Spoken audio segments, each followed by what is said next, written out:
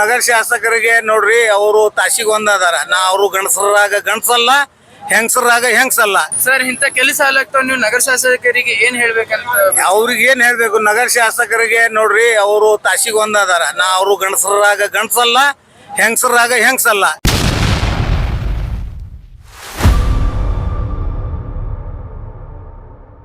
ಬಸನಗೌಡ ಪಾಟೀಲ್ ಯತ್ನಾಳ್ ಅವರು ಯಾವತ್ತು ಅಲ್ಪಸಂಖ್ಯಾತರ ಭೌಗೋಳಿಕ ಏರಿಯಾಗಳಲ್ಲಿ, ವಾರ್ಡ್ಗಳಲ್ಲಿ ನಾನು ಯಾವುದೂ ಅಭಿವೃದ್ಧಿ ಮಾಡುವುದಿಲ್ಲ, ಗಡ್ಡ ಟೊಬ್ಗಿ ಇದ್ದವರು ನನ್ನ ಕಚೇರಿಗೆ ಬರಬಾರದು ಅನ್ನುವಂಥದ್ದು ಒಂದು ಅವೇಳನಕಾರಿಯನ್ನಾಗಿ ಮಾತನಾಡುತ್ತಿದ್ದನ್ನು ಇವತ್ತು ಹಳ್ಳಿ ಮತ್ತು ಜಿಲ್ಲಾ ಉಸ್ತುವಾರಿ ಸಚಿವರಾದ ಎಂ.ಬಿ. ಪಾಟೀಲ್ ಅವರು ಸಾಬೀತುಪಡಿಸಿದ್ದಾರೆ. ರಾಜತಂತ್ರ ಮತ್ತು ರಾಜನೀತಿ ಅಂದ್ರೆ ಸರ್ವ ಜನಾಂಗ ಸುಖಿನೋ ಭವ ಅನ್ನುವಂಥ, ಸರ್ವ ಜನಾಂಗ ಸುಖಿನೋ ಭವ, ಸರ್ವ ಜನಾಂಗ ಶಾಂತಿಯ ತೋಟ ಅನ್ನಾಗಿ ರಾಜಕಾರಣ ಮಾಡಬೇಕು ಅನ್ನೋಂಥದ್ದು ಹಳ್ಳಿಯವರ ಕಡೆಯಿಂದ, ದಿನೇಶ್ ಹಳ್ಳಿಯವ್ರ ಕಡೆಯಿಂದ ನಗರ ಶಾಸಕರು ಕಲ್ಕೋಬೇಕು, ತಿಳ್ಕೋಬೇಕು ಅನ್ನೋಂಥದ್ದು ನಾನು ಮಾಧ್ಯಮದ ಮುಖಾಂತರ ನಗರ ಶಾಸಕರಿಗೆ ಒಂದು ಪಾಠ ಮೆಸೇಜ್ ಅನ್ನು ಕೊಡ್ತಾ ಇದ್ದೀನಿ.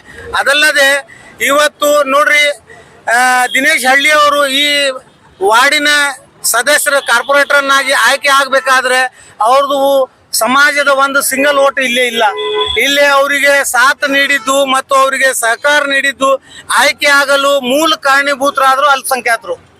ಮುಸ್ಲಿಂ ಸಮಾಜದ ಸಂಪೂರ್ಣ 99% ಮತದಾನ ಇವ್ರ ಪರವಾಗಿ ಚಲಾಯಿಸಿದ್ದಕ್ಕೆ ಇವತ್ತ ಈ ಏರಿಯಾದ ಅಲ್ಪಸಂಖ್ಯಾತರಿಗೆ ಅವರು ನಂದನವರ ಮಾಡಿ ವಾರ್ಡನ್ನು ಇವತ್ತು ತೋರಿಸಿಕೊಟ್ಟಿದ್ದಾರೆ. ಹಾಗಾಗಿ ಇಡೀ ವಾರ್ಡದ ಮುಸ್ಲಿಂ, ಹಿಂದೂ, ದಲಿತ್ ಸಮಾಜ ಮತ್ತು ಇತರೆ OBC ಸಮಾಜ ಎಲ್ಲ ಮತದಾರರು ಇವತ್ತು ಇವರದು ಚಿರಋಣಿಯಾಗಿ ನಾವು ಅವರಿಗೆ ಕೋಟಿ ಕೋಟಿ ಕೃತಜ್ಞೆಯನ್ನು ಸಲ್ಲಿಸುತ್ತೇವೆ.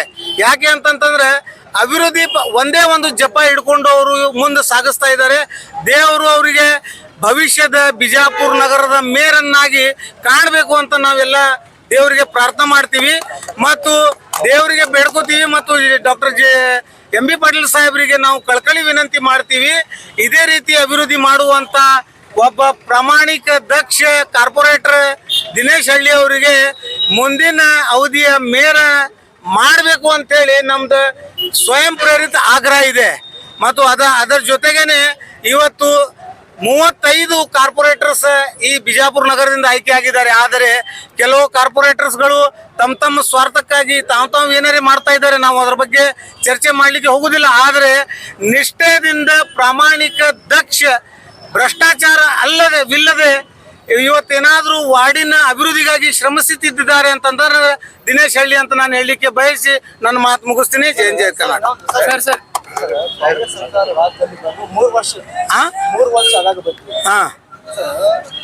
ನಗರ ಶಾಸಕರು ಮುಸ್ಲಿಮರು ಟೋಪಿ ಈಗ 3 ವರ್ಷ ಆಗ ಭೂಮಿ ಪೂಜೆ ಆಗ್ತಾವ ಸರ್. ರಸ್ತೆಯಲ್ಲಿ ಈಗ ಜೇಮ್ ರೋಡ್ ಭೂಮಿ ಪೂಜೆ ಆಗ್ಯಾವ ಸರ್.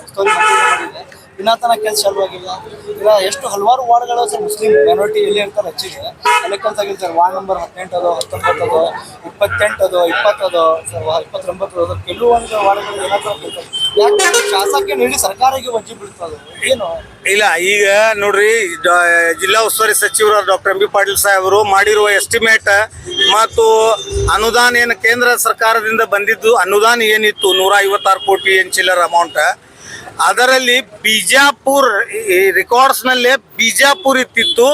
ಅದನ್ನು ವಿಜಯಪುರ ಅನ್ನುವಂಥದ್ದು ಸ್ಯಾಂಕ್ಷನ್ ಆಗಿತ್ತು. ಆ ಬಿಜಾಪುರ ಅಂಡ್ ವಿಜಯಪುರದ ಗೊಂದಲದಲ್ಲಿ ಸುಮಾರು ಒಂದು ವರ್ಷ ಕೇಂದ್ರ ಸರ್ಕಾರ ಮತ್ತು ರಾಜ್ಯ ಸರ್ಕಾರದಲ್ಲಿ ಇದು ಸಂಘರ್ಷ ಮಾಡಲಿಕ್ಕೆ ಆಯಿತು. ಹಾಗಾಗಿ ವಿಳಂಬ ಆಯಿತು. ನಂತರ ಟೆಂಡರ್ ಪ್ರಕ್ರಿಯೆ, ಟೆಕ್ನಿಕಲ್ ಇಶ್ಯೂಸ್ಗಳು ಸರಿಪಡಿಸಲಿಕ್ಕೆ ಒಂದು 6 ತಿಂಗಳ ಕಾಲಾವಧಿ ಹೋಯಿತು. ಆದರೆ ನಿರಂತರ ಡಾಕ್ಟರ್ ಎಂ.ಬಿ. ಪಾಟೀಲ್ ಸಾಹೇಬರು ನಮ್ಮ ಮೈನಾರಿಟಿ ವಾರ್ಡ್ಗಳನ್ನು ಈ ಕಾರ್ಯಾವಧಿ ಒಳಗೆ ಸಂಪೂರ್ಣಗೊಳಿಸ್ಬೇಕಂತೇಳಿ ಈಗ ಗುದ್ಲಿ ಪೂಜೆಯನ್ನು ನೆರವೇರಿಸಿ ಅನುದಾನ ಬಿಡುಗಡೆ ಮಾಡಿಕೊಂಡು ಈಗ ಟೆಂಡರ್ ಪ್ರಕ್ರಿಯೆ ಮುಗಿಸ್ಕೊಂಡು ಈಗ ಕೂಡಲೇ ಕೆಲಸ ಪ್ರಾರಂಭ ಆಗುವಂಥದ್ದು ಹಂತಕ್ಕೆ ಈಗ ಆಗಿದೆ. ಹಾಗಾಗಿ ದೇರ್ ಸಹಾಯ ದುರುಸ್ತಾಯ ಅಂತೇಳಿ ಅನ್ನುವಂಥ ಮಾತಿನಿಂದ ನಾವು ಜಿಲ್ಲಾ ಉಸ್ತುವಾರಿ ಸಚಿವರಿಗೆ ಧನ್ಯವಾದ ಸಲ್ಲಿಸ್ತೇವೆ. ಸ್ಮಾರ್ಟ್ ಸಿಟಿಯಲ್ಲಿ ಅದು ನಗರ ಶಾಸಕರಿಗೆ ಕೇಳಬೇಕು. ನಗರ ಶಾಸಕರಿಗೆ ಈ ಪ್ರಶ್ನೆ ಕೇಳಬೇಕು. ಅದು ಈ ಪ್ರಶ್ನೆಗೆ ಉತ್ತರ ಕೊಡಲಿಕ್ಕೆ ನಾನು ಸಮರ್ಥ ಅಲ್ಲ. ಜನರು ಗಾಂಧಿ ಚೌಕಿದ ಆ ಕಡೆ ಈಗ ಎಲ್ಲ ಬಿಜಾಪುರ ಸುಧಾರಣೆ ಆಗಿದೆ. ಈ ಸೈಡ್ ಈ ಭಾಗ ಎಲ್ಲ ಮುಸ್ಲಿಂ ಅದಲ್ಲ ಅಲ್ಲೇ ಸುಧಾರಣೆ ಆಗ್ತಾ ಇಲ್ಲ. ಈಗ ಅದನ್ನ ಎಂ ಬಿ ಪಾಟೀಲ್ ಸಾಹೇಬ್ರು ಮಾಡ್ತಾ ಇದಾರೆ. ಅದನ್ನ ಎಂ ಬಿ ಪಾಟೀಲ್ ಸಾಹೇಬ್ರು ಪಣ ತಟ್ಟಿದ್ದಾರೆ. ಆ ಕಡೆ ಈಗ ಆಗಿದೆ, ಆ ಕಡೆ ಅನುದಾನದ ಅವಶ್ಯಕತೆ ಇಲ್ಲ. ಈಗ ಏನೇ ಸರ್ಕಾರದ ಅನುದಾನ ಬಂದ್ರೆ ಈ ಕಡೆನೇ ಅದ. ಈಗ ಸರ್ ಇಂಥ ಕೆಲಸ ಆಗ್ತಾವ, ನೀವು ನಗರ ಶಾಸಕರಿಗೆ ಏನ್ ಹೇಳ್ಬೇಕಂತ? ಅವ್ರಿಗೆ ಏನ್ ಹೇಳ್ಬೇಕು, ನಗರ ಶಾಸಕರಿಗೆ ನೋಡ್ರಿ, ಅವರು ತಾಸಿಗೆ ಒಂದ್ ಅದಾರ. ಅವರು ಗಂಡಸರಾಗ ಗಂಡಸಲ್ಲ, ಹೆಂಗಸರಾಗ ಹೆಂಗಸಲ್ಲ. ಯಾಕೆ ಅಂತಂತ ನೋಡ್ರಿ, ಈಗ ಕಳೆದ ಒಂದು ನಿಮ್ದೇ ಮೀಡಿಯಾ ಮಾಧ್ಯಮದ ಮುಖಾಂತರ ನಾನು ಕೇಳಿದೆ, ನಾನು ಮುಂದಿನ ತಿಂಗಳ ಚಲೋ ದಿವ್ಸ ನೋಡಿ ಒಂದು ಹಿಂದುತ್ವದ ಆಧಾರ ಮೇಲೆ ಒಂದು ಪಾರ್ಟಿ ನಿರ್ಮಾಣ ಮಾಡ್ತೀನಿ ಅಂತೇಳಿ. ಈಗ ಅವರೇ ಫೇಸ್ಬುಕ್ ಮತ್ತು ಮೀಡಿಯಾ ಮುಂದೆ ಹೇಳ್ತಾ ಇದ್ದಾರೆ, ವಿಜೇಂದ್ರದ ಫಾಲೋವರ್ಸ್ ನನಗ ಗೌಡ್ರ ಅದುರಿ ಮಾಡಿದ್ರೆ ಸಮಸ್ಯೆ ಆಗ್ತದ, ಇದು ಸಮಸ್ಯೆ ಆಗ್ತದ ಅಂತೇಳಿ. ಹಾಗಿದ್ರೆ ನೀವು ಹೇಳಿದ್ರಿ ಯಾಕ ಪಾರ್ಟಿ ನಿರ್ಮಾಣ ಮಾಡಿದ? ಒಂದು ವಿಜೇಂದ್ರ ಫಾಲೋವರ್ಸ್ ಮಾತು ಕೇಳ್ತಿದ್ರೆ ಹೇಳ್ಬಾರ್ದಾಗಿತ್ತು. ಅವು ವಿಜೇಂದ್ರ ಮಾತು ಕೇಳ್ತಿದ್ದಿಲ್ಲ ಅಂತಂದ್ರೆ ನಿರ್ಮಾಣ ಮಾಡಿ ತೋರಿಸ್ಬೇಕು. ನಾವು ಸ್ವಾಗತಿಸ್ತೀವಿ. ನಮ್ಮ ನಗರ ಶಾಸಕರ ಕಟ್ಟಿರುವ ಪಾರ್ಟಿಗೆ ನಾವು ಸ್ವಾಗತಿಸ್ತೀವಿ. ಒಂದು ಗಂಡಸರ ನಿರ್ಣಯ ತಗೊಂಡ್ಕೊಂಡ್ರೆ. ಸರ್ ಒಂದ್ ಕಾಣ್ ಬರ್ಲಿಕ್ಕೈತಿ, ಬಿಜೆಪಿ ಕಾರ್ಪೊರೇಟರ್ಸ್ ನಗರ ಶಾಸಕರ ಜೊತೆ ತಿರುಗಾಡ್ಲಿಕ್ಕೆ. ಅದು ಅವ್ರದ್ದು ಆಂತರಿಕ ವಿಷಯ, ನಾನು ಅದ್ರ ಬಗ್ಗೆ ಚರ್ಚೆ ಮಾಡಲ್ಲ. I am not party person. ನಿಮ್ಮ ಅಭಿಪ್ರಾಯ ಏನು? ನನ್ನ ಅಭಿಪ್ರಾಯ ಅದು ಮಾಡಬಾರ್ದು. ಅವರು ನನ್ನ ವೈಯಕ್ತಿಕ ಅಭಿಪ್ರಾಯ ಕೇಳಿದ್ರೆ ಮಾಡಬಾರ್ದು. ಅವರು ಬಿಜೆಪಿ ನಿಂತ ಉಚ್ಚಾಟಿತಾಗಿದ್ದಾರೆ, ಆದ್ರೂ ಬಿಜೆಪಿ ಮೆಂಬರ್ ಜೊತೆ ತಿರುಗಾಡಿ. ಈಗ ನೋಡ್ರಿ, ಅದು ಅವರು ಪಾರ್ಟಿ ಶಿಸ್ತಿನ ಪಾರ್ಟಿ ಅಂತ ಅವ್ರು ಹೇಳ್ತಾ ಇದ್ದಾರೆ. ಆ ಪಾರ್ಟಿಗೆ ಅವರಿಗೆ ಅದು ಬಿಟ್ಟಿರುವುದು ವಿಷಯ. ಅದು ನನಗೆ ಉತ್ತರ ಕೊಡುವಂತ ವಿಷಯ ಅಲ್ಲ. ಬೈ ಎಲೆಕ್ಷನ್ ರಾಜಕೀಯ ನನಗೆ ಗೊತ್ತಿಲ್ಲ ಸರ್. ನಾನು ರಾಜಕಾರಣ ಬಗ್ಗೆ ಮಾತಾಡೋದಿಲ್ಲ. ರಾಜಕೀಯ ನಾನು ಏನು ಮಾತಾಡೋದಿಲ್ಲ. Thank you.